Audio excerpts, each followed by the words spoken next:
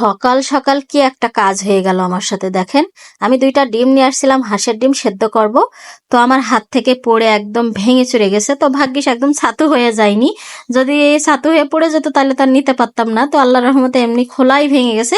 তো ওটা যেহেতু সেদ্ধ করা যাবে না, ওটার ব্যবস্থা করব। তার আগে আমি যে একটা ডিম ছিল সেটা হচ্ছে সেদ্ধ বসিয়ে দিয়েছি কেটলিতে। আর এখন চুলাতে চলে এসে আমি একটা টমেটো হালকা করে ফ্রাই করে নিচ্ছি।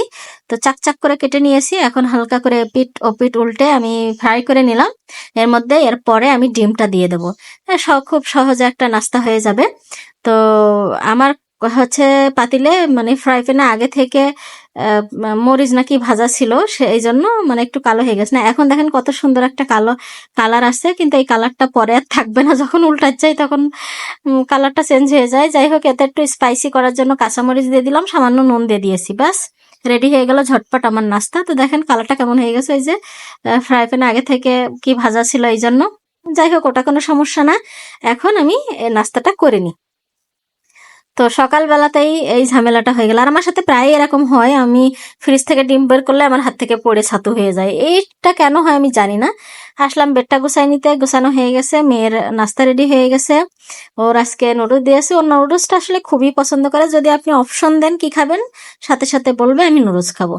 এরপরে একটু বেলা করে আমরা হচ্ছে মামি আম খেয়ে নিচ্ছি, মেয়েকে আবার স্কুল নিয়ে যেতে হবে।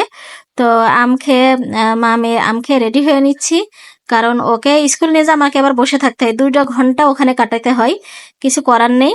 তো অলরেডি তো মেয়েকে রেডি করে দিয়েছি। তার খুব ভাব, মানে তার একটু সুন্দর করে রেডি করে দিলে বা নতুন কাপড় চোপড় পরে দিলে সে খুবই খুশি হয়। তো ওকে রেডি করে দিয়েছি অলরেডি। এই যে আমি স্কুলে যাচ্ছি এখন, মানে সেই আগের দিনের কথা মনে পড়ে গেল। তারপরে ভাবলাম না, আমি তো স্কুলে যাচ্ছি না, ওই যে আমার মেয়ে যাচ্ছে, খুবই ইচ্ছা করে। স্কুল থেকে 2 ঘন্টা পরে এসে ঝটপট করে রান্না করে নিয়েছি। এখানে যে মাটির আলু দিয়ে হচ্ছে কুমড়ো বড়ি দিয়ে মাছ দিয়ে রান্না করেছি, ফুলকপি ভাজি করেছি।